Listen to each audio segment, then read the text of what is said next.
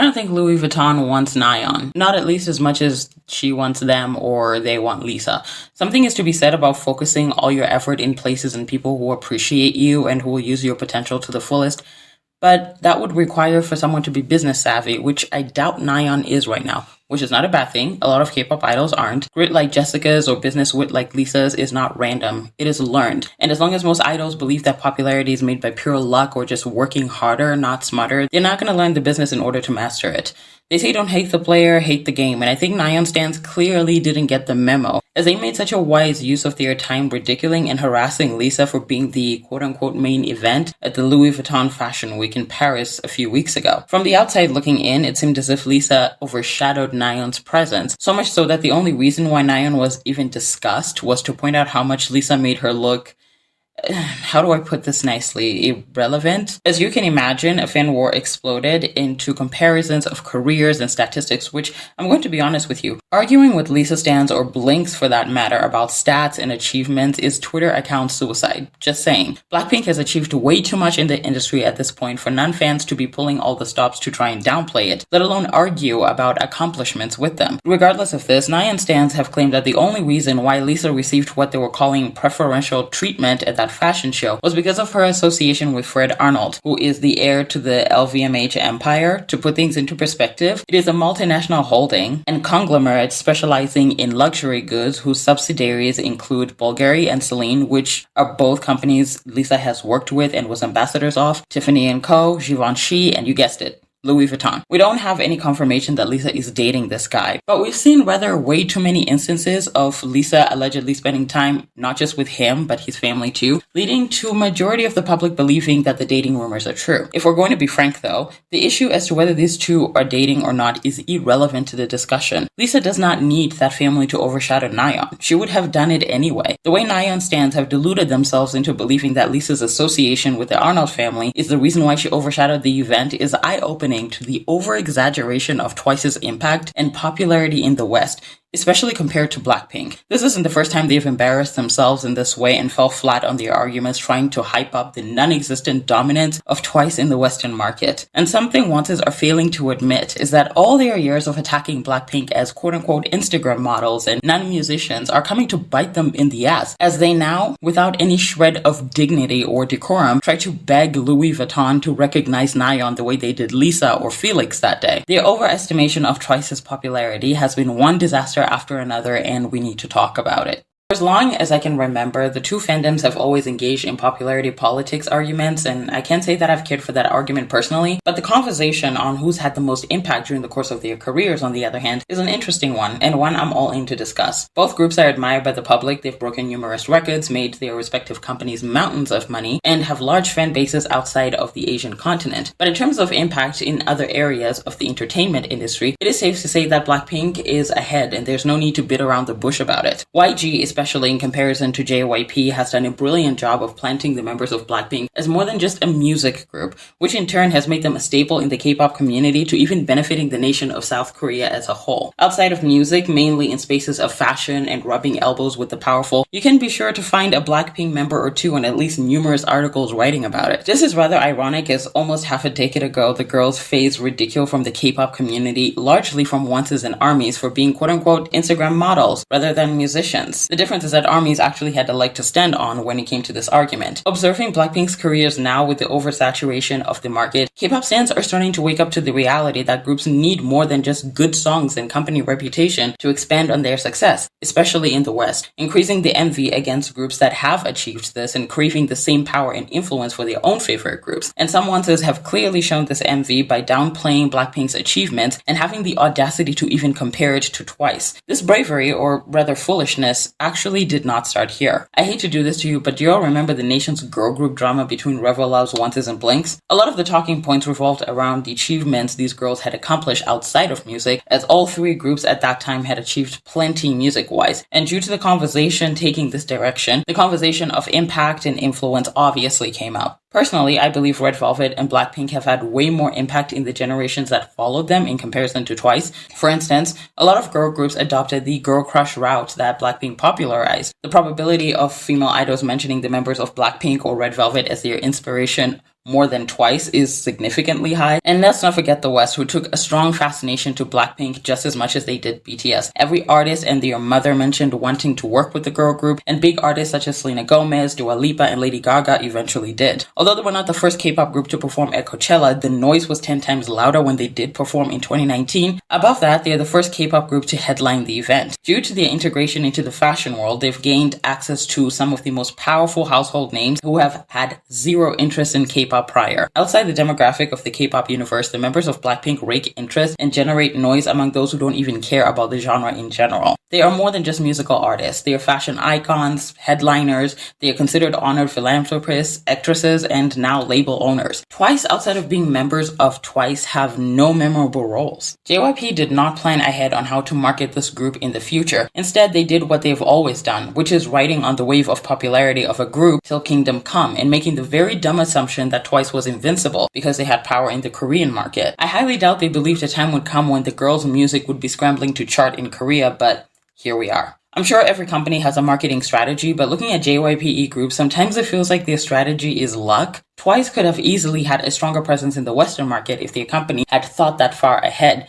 Instead, after nearly a decade, all they've had to offer was 2 soloists and a Japanese subunit, which we could all have predicted already. Granted, Nayeon is loved by the Korean public and the subunit is doing amazing in Japan because Twice in general have a strong support in that nation, but that is the love of debut work. We don't know for sure if they can keep the interest of the public in their first comebacks going on forward. I'm sure Nayeon will, but I cannot say the same for Geo, and I'm still on the fence about Misamo. The debuts were expected to generate a lot of noise for sure. We should have expected that. But what they are yet to prove is that they possess longevity. And seeing how JYPE has marketed them during their debut eras, I have little faith that they have what it takes. And it's not even over the top to assume that after everything Twice has given to JYPE, they deserve more than what the company has offered them. As for JYPE trying to woo the Western market, making a couple of English songs is simply not cutting it. This is something that they should have considered during Twice's peak years, as YG did with Blackpink. Sure, things can change and not every group goes at the same pace, but for Twice fans to be brave enough to make insane points like they did during Paris Fashion Week, that Lisa would not be receiving the same treatment as Nayeon without the involvement of the Arnold family, when Blackpink and Twice are so far apart in terms of impact and popularity in the Western market, is absurd. What happened that night should have been a humbling reality check for the fandom. Instead, they cooked up random accusations to make themselves feel better about Twice's alleged impact. Which, speaking of, let's focus on that for a second. The mistake wances make in comparing these groups' successes is that they are taking Twice's breaking of records in the Western musical charts as a sign of popularity in the West, but it isn't. I need you to listen to me very carefully. Twice's records in the Western musical charts is an indicator of a faithful fan base amongst Western K-pop stans. I repeat, Western K-pop stans, not the Western general public. Unlike BTS and Blackpink, they haven't grabbed the interest of those who are not necessarily interested in this genre, which is what their English music should be aiming for. As good as their English songs are, they are far behind what the Western market is actually looking for at the moment. Let's assess the noise that 50/50's Cupid made. Everything from the sound to the theme of that song was loved by the general Western public, not just the K-pop demographic in the West, because those markets are not the same. The same goes for New Jeans and recently Islet's debut. When you look at the genres the Western market are interested in, they are using the musical styles and genres that led them to success in the larger Asian market almost a decade ago, especially in Japan, and for some reason they cannot see that times have changed. This is not to say that the songs are bad. I personally enjoy them, but they're not attracting the market right now. When Blackpink started tapping into the Western market, they were delivering everything the market wanted, the hard-hitting girl crush songs, and YG took full advantage of that to advance them in the West. But now that JYP has chosen this specific time to market Twice in the West, they need to change up the music formulas and systems that catapulted these girls into success a decade ago. The music style must imitate what other viral songs have done, and I understand that a lot of fans may not want that for the sake of their pride. However, this is not about you, this is about the growth of the groups. Even BTS had to bow down at one point and start producing the English music that they swore up and down they would never do. As soon as their goals shifted to winning a Grammys, the style and the language of music had to change. Twice needs to adapt to the Western standards of music if they want to succeed or even remotely have the same impact as Blackpink. Twice has had a dedicated fan base after the wave of K-pop's globalization happened, especially in 2018, and they've managed to maintain it. But what they seem to be failing to do is gaining the interest of the general public to expand their territory. Having the same old fans streaming your music several times to break records is not a sign of popularity or growth or impact, and these broken records are not good enough to even start comparing them to Blackpink. Blackpink is more known, more liked, more followed, more recognized, more respected, and more established outside of the K-pop sphere than Twice is right now. And it will probably take years, or maybe some miracle from JYP's marketing team, to be at the level where you can compare them to Blackpink in that area. One tactic that ensured Blackpink's success in the West was their individuality. Each member of the group had something that made them outside of the group unit. To a market that places so much emphasis in the uniqueness of an individual, K-pop stans were willing to eat up whatever Blackpink was selling for their online personas. I will admit that this is easier to do for a group of 4 members in comparison to 9, but the point still stands because this is the tactic that would have helped popularize Twice in the Western market. As a unit, Twice had plenty to offer for the Asian market because that is what they liked at that time. Look at groups such as Girls' Generation. It was never about their individuality, but rather about what they could offer as a unit. 9 adorable girls making fun music was all the market ever cared for at that time. Things like uniqueness only ever applied to picking a favorite or who they wanted to have a solo career, and that is why Taeyeon and Yoona blossomed the way that they did. The Western market has different needs. Having a group with so many members is something Korea may be used to, but in the West, most groups, especially the more popular ones, would have 5 to 6 members as the maximum limit, which made it easy to single them out by pointing out their talents and necessities to their respective groups. Those are things that have always mattered to the West. It sometimes makes me wonder if that's one of the reasons why Blackpink debuted as 4 instead of 7. Twice as a group have always been sold by JYP as a unit, not as a group of 9 individuals, each with something different and unique to offer. They've always had more filler members than irreplaceable ones, and while it makes sense why they were picked in the survival show to become a group in the first place, I cannot say that those reasons have been utilized properly to give them the Western breakthrough that they want so much. In that group of 9, you have Nayeon, who's Korea's favorite, not in general, just the favorite of the group. You have Jihyo, who's seen as the talented one, Chewie is the pretty one, Momo is the dance machine, and that leaves what? 5 other members with nothing to show for themselves. And if anyone brings up how Sana went viral for the Shy Shy Shy meme, that was almost a decade ago. Do not make me mad. Secondly, this is a group that has only managed to give us 2 soloists, and before once argue with their livers in the comment section, no, they cannot give us any more. And no, their solo stages of performing other artists' songs on their tours do not count as proof of their competence as soloists. No, Mina twerking does not mean she has good stage presence. No, just because they can write doesn't mean they can be good soloists. And definitely no, Sana is not as good of a singer as you make her out to be. Don't even try. Nayeon and Jihyo are the only soloists they can produce in an ocean of members, with Jangyeon being the exception if she actually wanted to pursue that route, but she's made it pretty clear that she doesn't.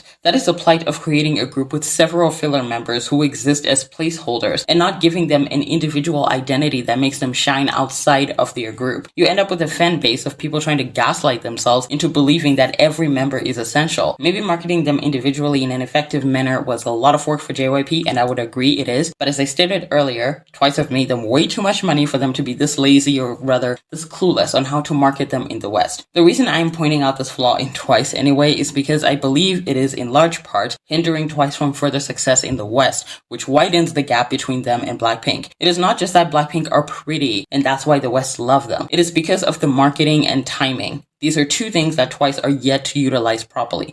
Onces for too long have gone unchecked, downplaying Blackpink's success in the West to just their looks and comparing it to Twice as if it can be compared in the first place. Lisa's recognition of overshadowing Nayeon that day has nothing to do with her relationship. It is thanks to the hard and smart work that she's implemented in her career. Strengthening her skills made her stand out more in Blackpink amongst fans, which gained her likability. YG's genius marketing strategy, which included marketing Lisa as the underrated wild card of the group, propelled her to be more recognized globally. Blackpink's global success then led her to gaining access to the time and attention of the big leagues in the fashion world, which really platformed her solo career. Her song Money, becoming popular with the general Western public, led her to gain appeal amongst Western artists and record labels, and now has a personal team that's making smart business moves for her solo career. Relationship or not, Lisa's success does not diminish. To the Twice fans who propose that her alleged relationship is a reason for her treatment at the Paris Fashion Week, are you willing to bet that if any other Blackpink member had shown up in Lisa's stead, that they would not have gained the same reception and totally eclipsed Nayeon's presence? The eclipsing of Nayeon's presence had nothing to do with this apparent relationship. It had to do with the simple fact that Lisa is just more popular and recognized. period. The amount of whining I witnessed on social media to that day is a testament of the uneducated masses who don't have a grasp on how marketing works. There's nothing wrong with not understanding some things, but it is wise to not speak on them if that is the case. Someone once said that having no knowledge is better than having a little knowledge, because those with little knowledge assume they know everything. That's why Nayeon fans that day connected dots that do not exist by bringing up Lisa's alleged relationship without considering other factors just so they can voice their frustrations. Nothing like an angry mob with little knowledge on a subject that they are talking about to deal with. In conclusion, Twice fans do not have a leg to stand on when engaging in an argument with Blinks about achievements and impact in the West. What they actually need is an entire tray of humble pie, a trip back down to earth, and a tent peg to keep them glued to the ground, because their level of delusion is starting to spiral.